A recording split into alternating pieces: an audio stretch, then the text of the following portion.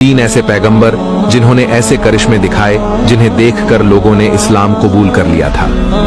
Number 1, हजरत मूसा अलैहिस्सलाम।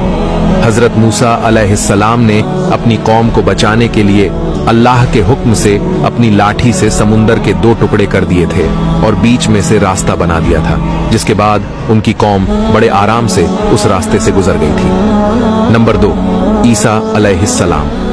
हजरत ईसा अलैहिस्सलाम ने अल्लाह के हुक्म से मुर्दों को जिंदा कर दिया था, जिसके बाद कई लोगों ने इस्लाम धर्म को अपना लिया था।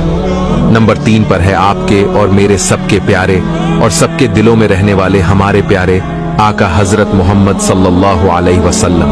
हमारे आका ने अपनी उंगली के इशारे से चांद के 2 टुकड़े कर दिए थे, जिसे देखकर लोगों ने कलमा पढ़कर इस्लाम कबूल कर लिया था।